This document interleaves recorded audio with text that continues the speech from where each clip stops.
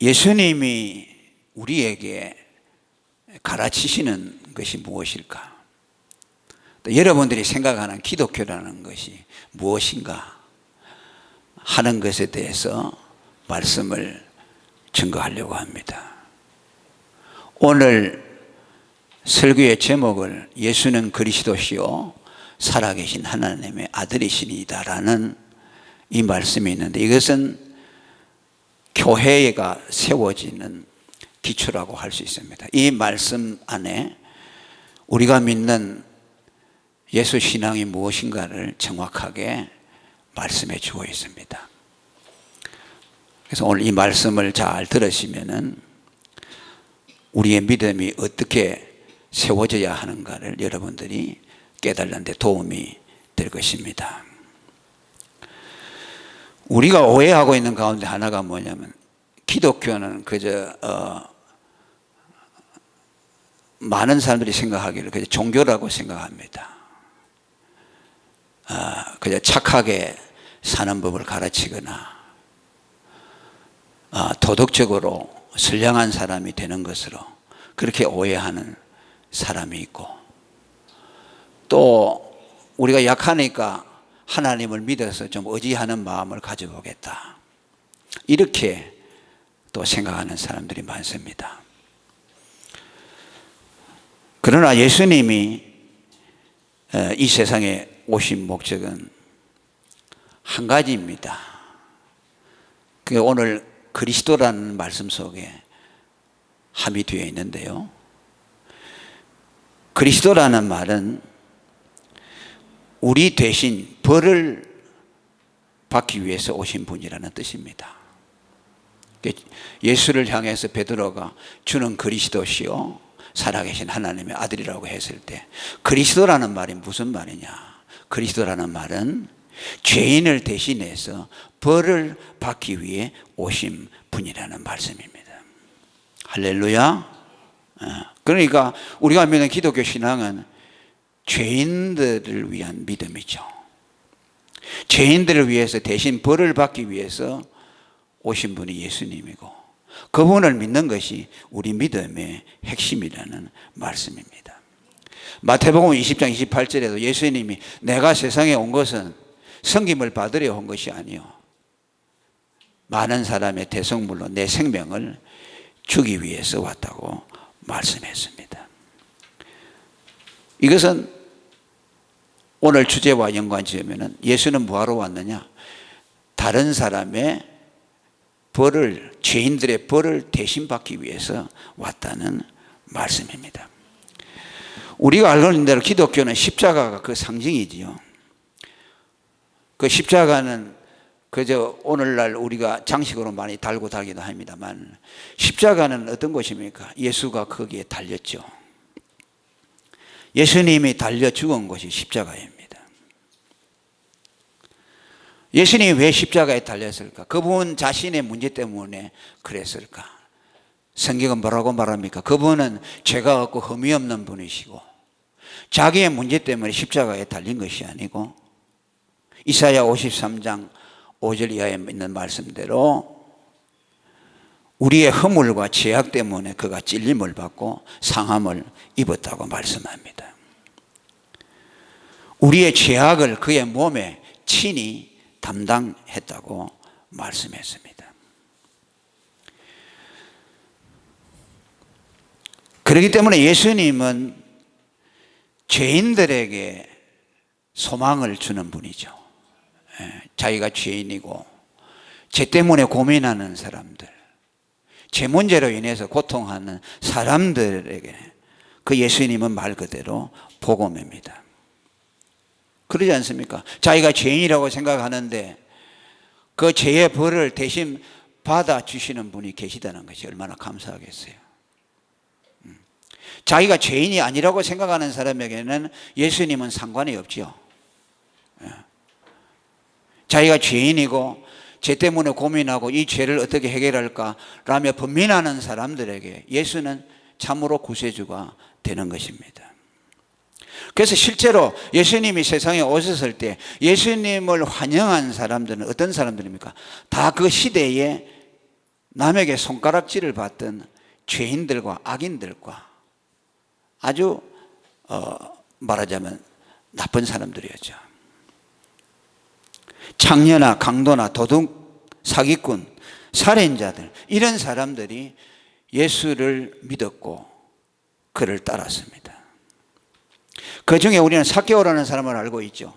그 삭개오라는 사람은 오늘로 말하면 우리 일제시대 때 일본 앞제비와 같은 사람이었습니다. 그때 유대 나라는 로마의 통치를 받고 있었죠.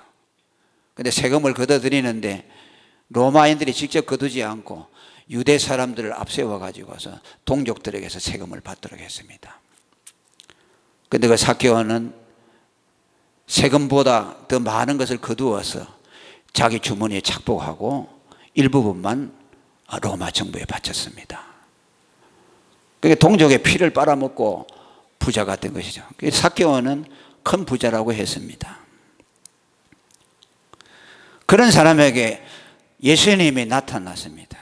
사람들에게 죄인이라고 손가락질하고 동족들로부터 따돌림을 받고 죄인이라고 그와 상종하지 아니하던 사람인데 예수가 와서 자기의 죄의 벌을 대신 받겠다고 해주니 얼마나 감사하겠습니까? 또 남편이 5이나 된 사마리아 여자, 그 5번째 남편도 계속해서 살 것이 아니고 다시 그를 버리고 6번째 남편을 맞이하겠다고 결심을 하고 있어요. 예수님이 그걸 알죠. 지금에 있는 내 남편도 내 남편이 아니다. 다시 갈아치울 것이라고 말씀했습니다. 오늘 이 신앙 고백을 한 베드로라는 사람도 그러죠. 이 베드로라는 사람은 어떤 사람입니까? 공부도 많이 못한 불황무식자이기도 하지만 또 성격이 아주 급하고 못된 사람입니다. 예수님을 잡으러 로마 군인들이 왔을 때 말고라는 사람, 예수님을 잡으러 온 군인의 이 차고에 있던 칼을 빼서 그 사람을 내리쳤는데 다행히 급소에 맞지 않고 귀가 맞아서 귀가 떨어졌어요. 만일 제대로 정통으로 맞았다면 사람을 죽였겠죠. 예수를 믿고 예수님의 수제자로 인정을 받았던 사람입니다. 그죠? 우리가 짐작할 수가 있죠. 그분의 성품이 베드로의 성향이 어떤 사람이라는 걸 알 수 있겠죠. 요한이라는 제자는 성격이 얼마나 불같은지 우리의 아들이라, 천둥의 아들이라는 별명을 얻었습니다.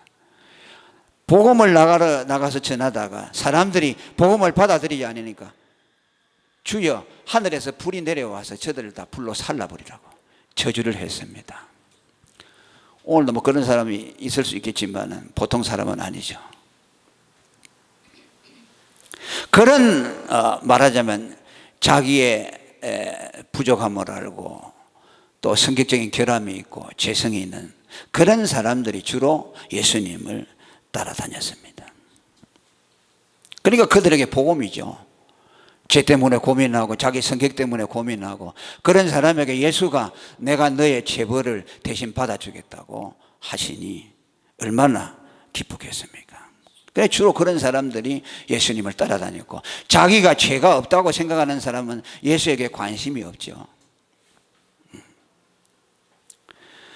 또 예수님도 그런 사람들이 따라다니니까 좋아하십니다. 왜? 예수님이 이 세상에 오신 것은 다른 사람의 죄를 벌을 받기 위해서 왔으니까 자기의 죽음을 가치롭게 만들어주죠.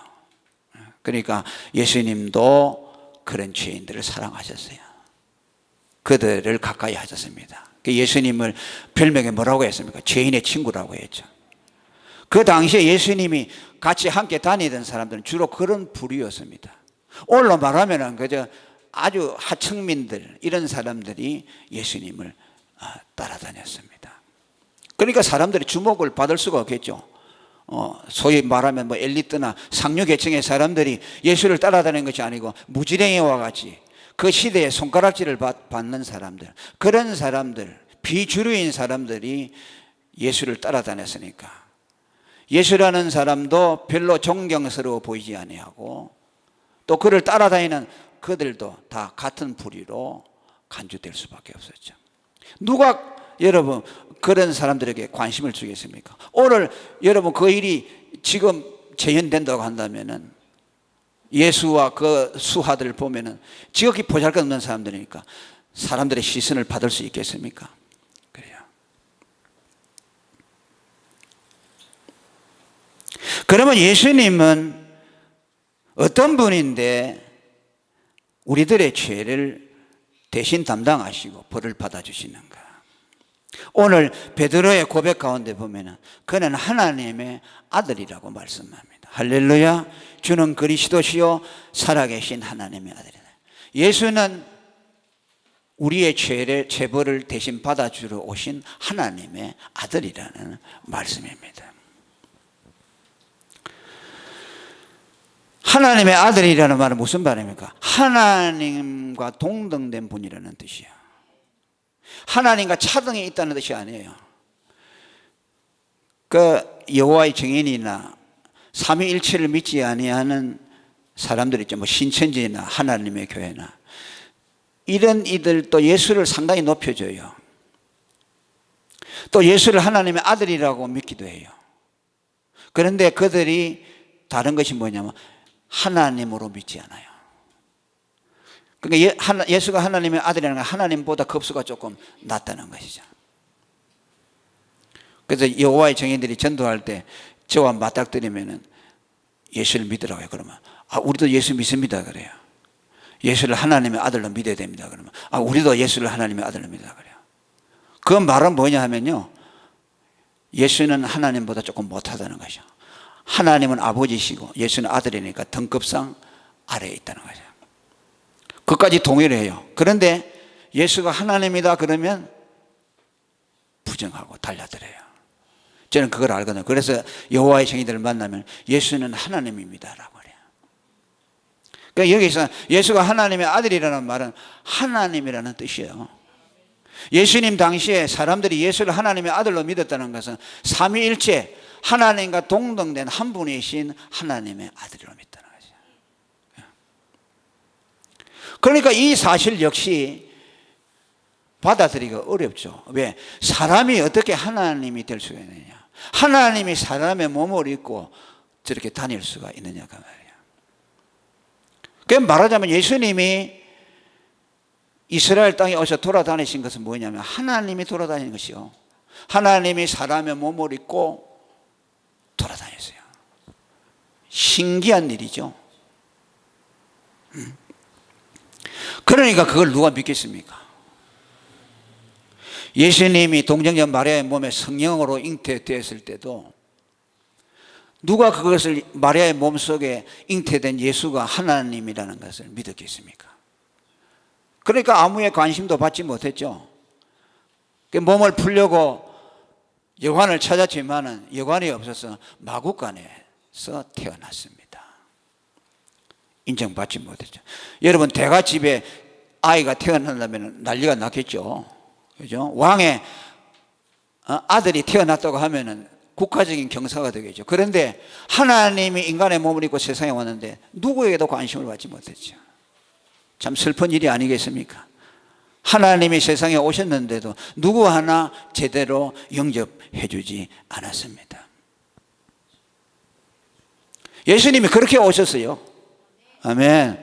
하나님이 그렇게 오셨어요. 인간들에게 박대를 받으셨어요. 이 땅에 왔지만은 자기 백성이 저를 영접지 아니했다고 말씀합니다. 성장해서 요셉의 아들로서 목수일을 하고 아버지를 따라다니면서도 예수가 하나님이라는 것을 누가 인정했습니까? 가끔씩 성전 안에서 성경 토론을 벌이는 것을 보고 사람들이 깜짝 놀랐죠. 저 어린 아이가 성경을 어떻게 저렇게 잘하는가.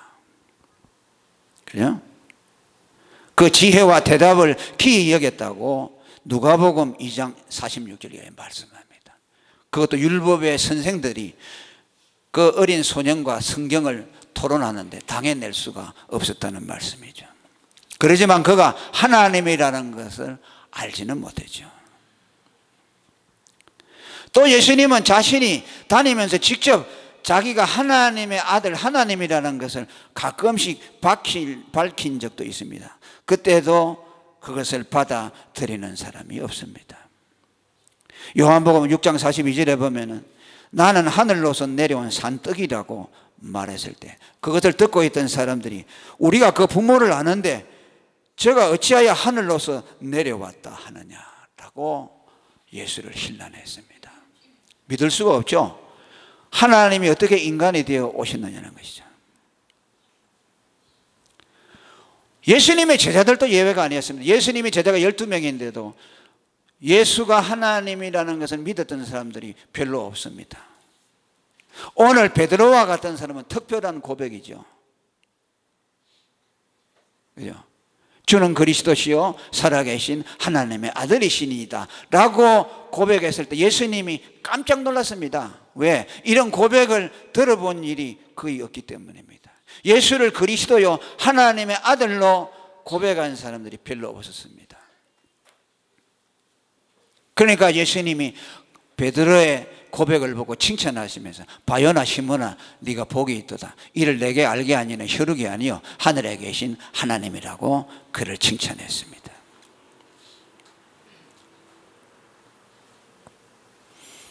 그러니까 하나님이 인간의 몸을 입고 왔다는 것은요 엄청난 사건이죠.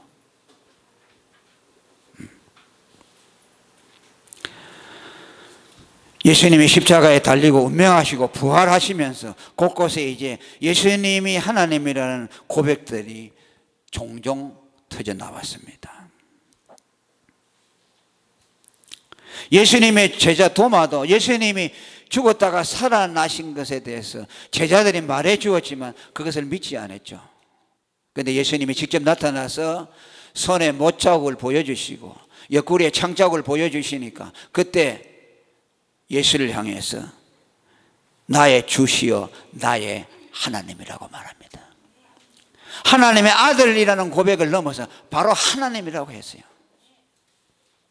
베드로의 고백보다 한 단계 발전된 것이죠. 물론 베드로도 예수님을 하나님의 아들이라고 고백한 것은 하나님이라는 의미를 가지고 있지만은 도마는 직접 하나님이라고 말씀을 했어요. 여러분들이 지금 아마 예수님 당시에 태어났다고 한다면 예수님을 직접 보고 그분을 하나님으로 믿었을까? 믿을 수가 없을 거예요. 육체를 입고 나타난 그 모습이 하나님을 믿지 못하도록 만들었을 거예요. 그러니까 오늘 우리가 예수 믿는 것이 더 잘 믿을 수가 있어요. 왜? 예수님이 육체를 입은 모습을 보지 않으니까. 우리는 성령으로 믿잖아요.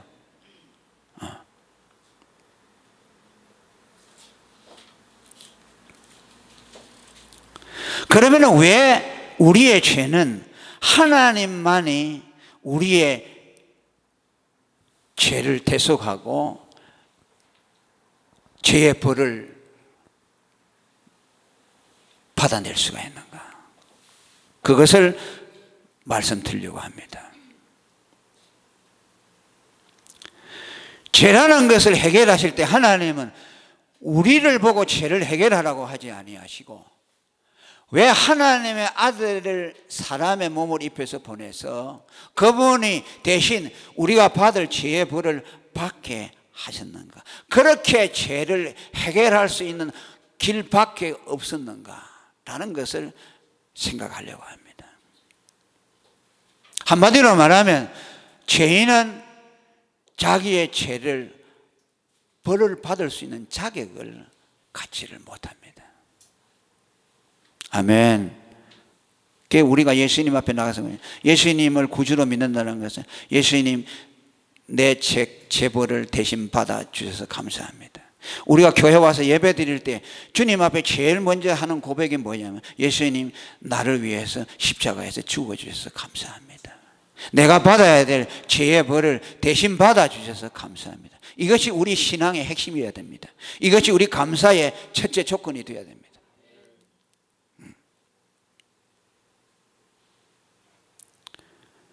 우리는 상 받는 데 대해서 관심이 있죠.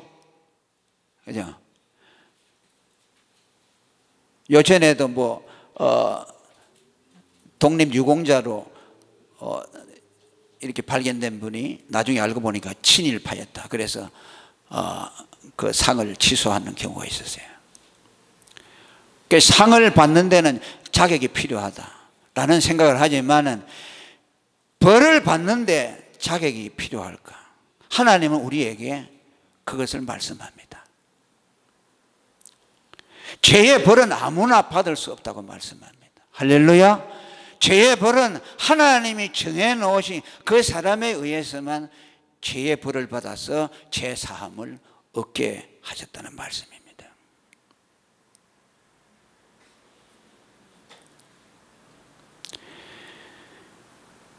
내가 죄인인데 주님은 그 죄를 해결하실 때 반드시 죄의 벌을 시행하는 것을 통해서 죄를 해결해 줘요. 그냥 하나님은 죄를 용서해 주는 법이 없어요. 이게 하나님의 공의예요. 내가 죄를 짓지 않았습니까? 그럼 하나님 내 죄를 용서해 주세요 할 때에 하나님은 절대로 용서해 줄 수 없어요. 반드시 내게서 제 값을, 거기에 상응하는 값을 받아내야만 용서해 주세요. 가늠하다가 여자가 붙들렸습니다. 유대인들이 그를 데리고 예수 앞에 나와서 시험을 하죠. 이 여자를 어떻게 해야 하니까 두 가지를 그들은 머리에 담았습니다. 하나는 그냥 용서해 준다고 하면은 하나님의 법을 무너뜨리는 것이고, 또 그를 돌로 쳐서 죽이라고 한다면 예수는 자비가 없는 사람이라. 그래서 예수님을 올무에 걸리게 하기 위해서 그 여자를 예수 앞에 데려왔습니다. 그런데 예수님은 지혜롭게 말씀했죠. 너희 중에 죄 없는 자가 돌로 치라고 했습니다. 아멘. 그러니까 그들이 다 양심의 가책을 받아서 어린 아이로부터 어른애까지 다 가버렸다고 말씀합니다. 그러면서 예수님을 합니다. 나도 너의 죄를 정치 안 한다 그랬어요. 용서해 줬죠. 가늠하다가 현장에서 붙들리면 유대 법으로는 돌에 맞아서 그 자리에 죽여도 살인이 되지 않습니다. 그런데 예수님이 그 여자를 용서해 줬습니다. 그러니까 우리가 그걸 보면 죄라는 것은 그냥 예수님이 용서해 준다 하면 되는구나. 무슨 죄를 지어도 그냥 우리 하나님 앞에서 용서해 주세요 하면은 용서해 주는구나. 그렇게 생각하죠. 그렇게 되는 것이 아니에요. 예수님은 그 여자의 죄를 용서할 때 근거가 있습니다. 반드시 죄는 죄값을 갚아야 됩니다. 그런데 그 예수님이 용서해 주시면서 무엇에 근거했냐? 내가 앞으로 너를 위해서 죽을 것이다. 아멘. 예수님이 그때는 죽기 전이죠. 앞으로 십자가에 달려 죽을 것을 미리 당겨서 그 예수님이 받을 죄의 벌을 땡겨서 그 여자에게 용서를 선언해 주었어요. 아멘. 할렐루야. 피곤하시죠? 지금 제일 피곤하실 때 시간이에요. 예배 드리고 저도 그냥 아까 여기서 꼬부꼬부 졸았는데 차 타고 오니까 한 40-50분 걸리는데 저는 이제 설교하고 조금 쉬거든요. 근데 그냥 밥도 안 먹고 막 달려왔어요. 차도 조금 막히고 그래서 힘들어서 오자마자. 저는 설교하다 조는 경우가 많아요. 여러분들이 지금 가장 힘든 시간이에요. 설교 오래 하는 것도 고문이에요. 고문. 오래 안 할게요.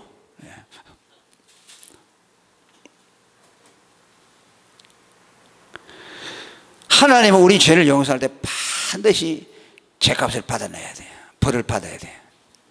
그런데 우리는 죄인이기 때문에 죄의 벌을 받을 수가 없어요. 그러니까 벌 받는 것도 누가 받느냐? 아무나 받을 수가 없어요. 상 받는 데만 자격이 필요한 것이 아니라 벌을 받는 데도 자격이 필요하다는 거죠. 네? 죄는 우리가 짓고 벌은 다른 분이 받도록 했어요. 이걸 알아야 돼요. 이걸 알아야만 기독교가 이해가 돼요. 왜 예수가 십자가에 죽었느냐? 그분이 죄가 없는 분이 왜 십자가에 달려서 저주를 받아 죽었느냐? 죄는 우리가 지었는데 죄의 벌은 그분에게서 받아내는 것이죠. 왜? 우리는 죄의 벌을 받을 수가 없어요. 죄인이기 때문에.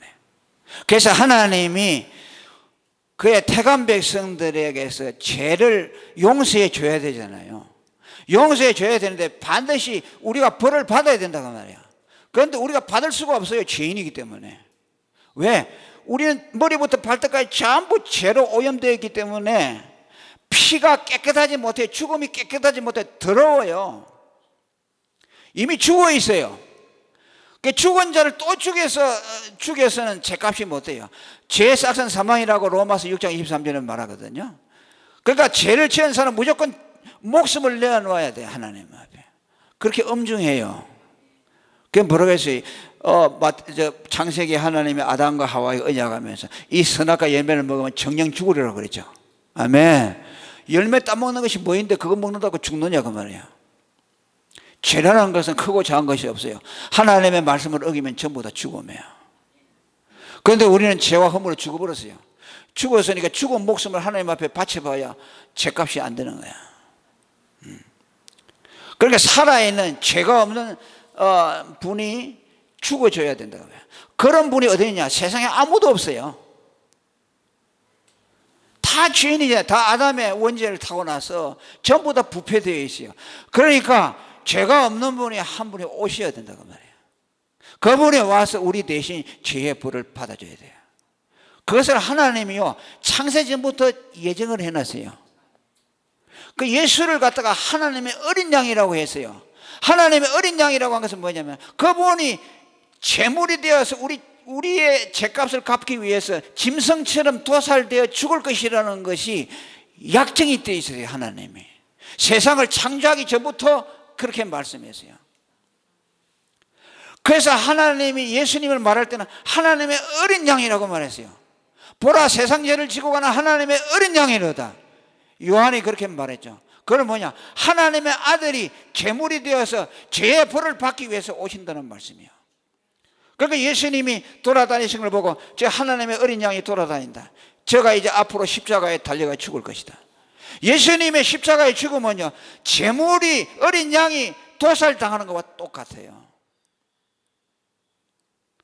그래야만이 그분이 제물을 받아서 그 공로를 우리가 입어야만이 내가 제벌을 받은 것을 인정되는 거예요. 내가 죄를 지었으니까 제벌은 내가 갖겠습니다. 그렇게 될 수가 없어요. 하나님이 그렇게 해놨어요. 그러니까 나를 대신해서 벌을 받아주신 예수님에게로 가야 됩니다. 아멘. 그래서 그 죽음을 나의 죽음으로 받아들여야 돼요. 그러면 하나님이 내가 벌을 받은 것으로 인정해 주시는 거죠. 그것이 뭐냐? 그 예수를 믿는 것이요. 예수를 믿는다는 건 뭐냐면 예수님의 죽음을 내 죽음으로 받아들입니다. 아멘. 믿음이라는 게 뭐인가를 알아야 돼요. 믿음이 뭐냐? 아이고 내가 하나님을 의지하는 것이다. 그게 아니에요. 그게 종교적인 믿음이에요. 아이고 인간이 살다 보면 약하니까 종교 하나쯤 있어야 되지. 그래 불교를 믿든지 유교를 믿든지 이슬람을 믿든지 어려우면 거기 가서 그분에게 빌어가지고 그 위기도 탈출해보고 고통도 벗어나고 그게 신앙이지 뭐 별거 있나? 기독교는 그게 아니요. 믿음이 뭐냐? 예수님이 나를 위해서 벌을 받아 놓으신 그 죽음을 나의 것으로 받아들인다는 것이요. 그걸 안 믿는 사람은 기독교인이 아니요 그냥 종교인이요. 오늘 그런 사람이 얼마나 많아요. 예수님이 뭐라죠? 내 살과 내 피를 마시라고 말했어요. 그럼 뭐입니까? 내 죽음을 가져가라는 뜻이요. 너희가 내 죽음을 가져가서 먹으라 그 말이에요. 성찬 예식을 하면서 예수님이 살과 떡과 포도주를 먹잖아요. 그건 뭐냐면 떡과 포도주는 예수님의 죽음이요. 십자가에서 죽어놓으신 죽음을 내가 먹는 것처럼 내 것으로 만든다는 것이요. 믿는다는 것이요. 그러면 예수님의 죽음이 내 죽음이 되는 겁니다. 그러면 하나님이 보실 때 내게서 예수님의 죽음이 있잖아요. 그러면 네가 어렵다. 네가 체벌을 받았다. 왜? 예수의 죽음이 내한테 와 있잖아요. 그래서 구약에서는 뭐냐? 짐승을 잡아가지고 몸에다가 피를 뿌렸어요. 할렐루야. 그게 뭐냐면 예수님의 피를 뿌리는 겁니다. 예수의 죽음이 이 사람에게 왔다는 것이요. 그러면 예수님이 피가 뿌리는 걸 보고 하나님이 보시고 예수의 피가 뿌리는 죄가 내 아들의 죽음을 가져갔구나. 너는 죄가 없다. 그게 어디에 나타납니까? 유월절, 그죠? 이스라엘 집에 문설주에 피가 뿌려니까 죽음의 사자가 넘어갔죠. 왜 넘어갔습니까? 그 피가 뿌리니까 예수님의 뿌리에 있다고 말이에요. 그러니까 죄를 갚았다 인정이 되는 것이요. 그러니까 그 넘어가는 것이요. 예수님이 만약 피가 뿌려졌는데 또 죽음을 가져가면 이중가세하는 거죠. 그냥 하나님이 불법이 되는 것이요. 그래서 예수님의 살과 피를 먹는 죽음을 가져온다. 예수를 믿습니다라는 건 뭐냐? 죽음을 가져온다는 것이요. 그걸 믿어야 돼요. 그걸 믿으면은 이제 예수의 생명과 내가 연합이 되는 것이요. 아멘. 예수의 죽음과 내가 연합, 예수의 죽음을 내가 받아들이잖아요. 그럼 예수님이 내 안에 들어오셔요. 예수님은 우리 안에 어떻게 들어오느냐? 죽음을 통해서만 들어와요. 그래서 예수님은 내 살을 먹고 내 피를 마시면 내가 그 사람 안에 들어간다 그랬어요. 아멘. 그 사람 안에 거한다 그랬어요. 그러니까 예수님이 우리 안에 어떻게 들어가냐? 그의 죽음을 앞세우고 들어온 것이요. 그의 죽음을 받아들이는 사람에게만 예수님이 들어가는 것이요. 예수의 죽음을 받아들이지 않는 사람은 예수와 상관이 없어요. 예수님을 선생으로 믿고 그분을 본받는 사람으로 백날 따라다녀 와야 그 사람은 예수와 상관이 없어요. 예수는 우리에게 도덕 선생으로 오신 분이 아니고 죽음을 주기 위해서 오신 분이에요. 그의 죽음을 내 것으로 만들어주기 위해서 오신 분이에요. 하나님이 예수를 영원전부터 우리의 죽음을 대신 할 자로서 세워놨어요. 그것을 믿는 것이요.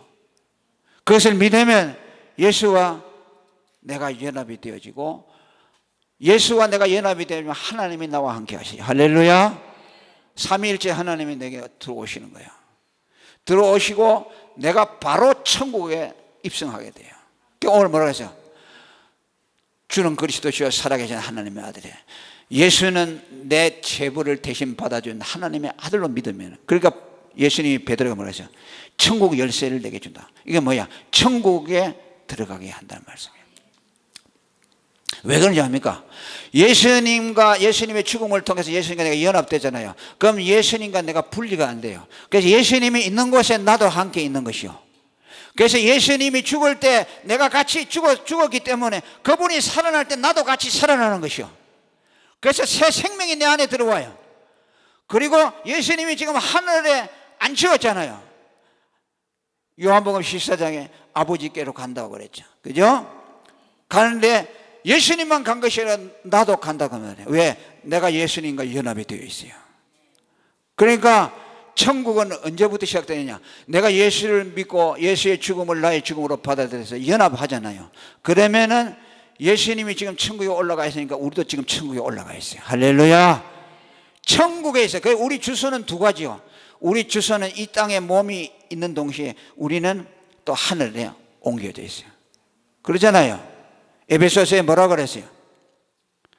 예수와 함께 죽으면 그와 함께 살아서 하늘에 올리워져 있다고 에베소서 2장 6절에 말씀했어요. 아멘. 그러니까 천국이 왜 믿어지느냐? 천국을 가본 듯이 믿어지느냐? 내 중생한 영혼이 예수와 연합하여서 예수와 함께 있기 때문에 예수가 지금 하늘에 계시잖아요. 그러니까 영적으로 내가 확실하지는 않지만 천국이라는 것이 믿어지죠. 본듯이 믿어지죠. 왜? 내가 예수 안에서 천국에 지금 이미 들어가 있어요. 그리고 또 앞으로 들어가게 될 것이요. 할렐루야. 골로새 3장 3절에도 너희가 죽었고 너희 생명이 그리스도와 함께 하나님 안에 앉혀졌다고 말해요.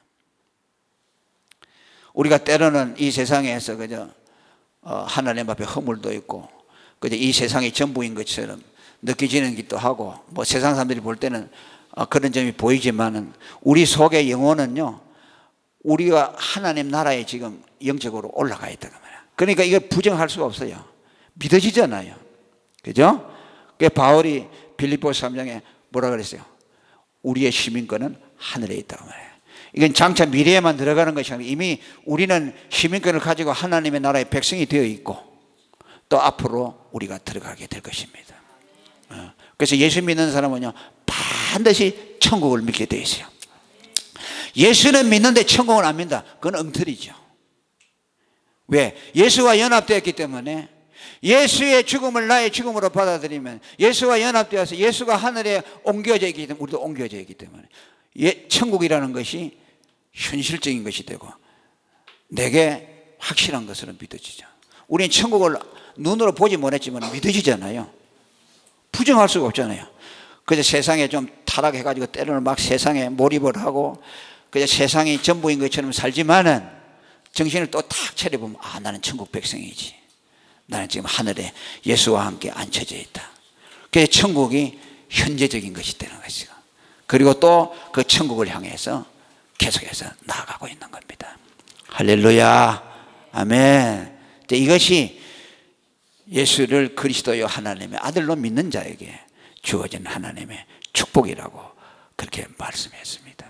그리고 마지막 한 가지만 간단하게 시간이 많이 가는데 그 다음에 이것을 믿는 자들에게 뭐라고 했어요? 이 반석 위에 내 교회를 세우리라. 이 반석이라는 말은 로마 천주교에서 말하는 것처럼 교황의 위에다가 세우는 것이 아니고 베드로의 위에 세우는 것이 아니고 베드로가 고백한 신앙 고백 위에 세운다는 것이죠. 예수를 하나님의 아들 주로 믿는 사람들이 모이면은 그곳이 교회가 되는 것이요. 오늘 여기에 예수를 하나님의 아들 그리스도를 믿잖아요. 그럼 이곳이 교회가 되는 것이요. 사람이 많이 모이고 적게 모이고 문제 아니에요. 수만 명이 모여도 예수를 하나님의 아들 그리스도로 믿지 않는 모임은 그건 교회라고 할 수가 없어요. 아니에요. 교회는 뭐 하는 것이냐? 모일 때마다 예수가 하나님의 아들 그리스도로 고백하고 그 말씀을 듣고 그 말씀을 나가서 전하고 하는 것이 교회예요. 목사는 뭐 하는 것이냐? 그것을 강단에서 선포해야 돼요. 세상 얘기하면 안 돼요. 정치 얘기하면 안 돼요. 성도들이 와서 어디에서 힘을 얻느냐? 예수가 하나님의 아들 그리스도라는 것을 들을 때에 영혼의 힘이 생겨나요. 그 힘을 얻어가지고 나가서 세상과 싸우는 것이요. 그래서 예수님의 복음을 듣는 것은요, 예수님의 생명을 먹는 거잖아요. 뭐라고 예수님이 내 살은 음료요, 내 살은 신령한 양식이요, 내 피는 음료라고 말했죠. 그러니까 예수 믿는 사람이 살아가는 영양소 밥은 뭐냐면 예수님의 살과 피예요. 예수님의 살과 피로서 힘을 얻어요. 살과 피는 뭡니까? 복음이죠. 예수가 내 죄를 위해서 죽었다는 거. 그걸 들어야만 영혼이 힘을 얻어가지고서 나가서 우리가 마귀하고 싸우겠다고 또 죄와 싸우겠다는 겁니다. 오늘 이제 드디어 우리 김건아 집사님이 하나님의 마음을 감동시켜 주어서 이곳에서 예배를 드리기 시작했습니다. 얼마나 감사한지 몰라요. 저렇게 전도하려고 애를 쓰는 사람이 어디에 있었고, 그죠? 다 예수 믿는 거 숨기잖아요. 왜? 나 예수 믿는다 얘기해가지고 내가 믿음대로 못 살면은 예수님 욕먹인다고 그러니까. 그러니까 이거 완전히 드러내놓고 믿는다는 것은 보통 결단이 아니에요. 다 그러잖아요. 다 회사에 다니는 사람도 다 숨기잖아요. 예수님 욕먹일까 싶어서. 그렇게 소극적으로 살면 안 되죠. 그죠? 다 개방해놓고 부족한 것은 부족한 대로. 우리가 예수 믿다가도 잘못할 수 있죠. 그러면 고백하면 되죠. 나 예수 믿는데 나 잘못해서 성질 더럽지요. 용서해 주시오. 그래서 내가 예수 믿어요. 예수는요, 나쁜 놈들을 위해서 왔어요. 그분들 죄값을 대신 갚아주기 위해서 왔어요. 그러니까 내 잘못한 거 용서해 주시고 그래도 사랑합시다. 이렇게 하고 또 복음 전하고 그렇게 해야 되죠. 여러분들이 완전하게 나타나가지고 죄와 허물이 없이 나타나가지고 딱 그때 짱 하고 나타나가지고 예수 믿으시오. 그건 죽기 전에 없어요. 그런 일은 영원히 오지 않아요. 부족하면 부족한 대로. 아멘. 허물이시면 허물인 대로 잘못했다고 하면 되잖아요. 내가 예수 믿는 사람으로서 본을 못 펴서 미안하네. 내가 예수 안 믿는 당신보다 못하네. 용서하시오. 그래서 내가 예수 믿어. 그렇게 하면 되는 것이요. 여기서 앞으로 그렇게 복음이 좀 퍼져나갔으면 좋겠어요. 여러분 전도 좀 많이 하세요. 반석교회 우리 김건아 집사님 교회 이름까지 다 써서 대치동 반석교회로 이렇게 해서 됐습니다. 하나님의 하시는 일은 예상할 수가 없죠. 저는 이런 건 생각도 못 했죠. 그래서 나는 하나님 인천에서도 저 꼴짝에 또 건물도요 골목으로 20m 들어가서 숨어가지고 꼭꼭 숨어라서 예배당을 찾을 수도 없어요. 우리 교회는. 그래서 교회 거기에서 몇 년 살아도 반석교회 어딘지 모르는 사람들이 많아요. 아이고 나는 평생 이렇게 하다가 맙니까 하는데 오늘 대치동 이 번듯한 강남구 아주 이게 사거리 이 대로변에서 예배를 들으니까 참 출세했어요, 제가. 그래서 이곳에 복음이 선포됐고 앞으로도 이곳에서 하나님의 놀라운 역사가 일어나기를 기대합니다. 한번 기도합니다. 거룩하신 하나님, 오늘 또 주님이 이 세상에 왜 오셨는가를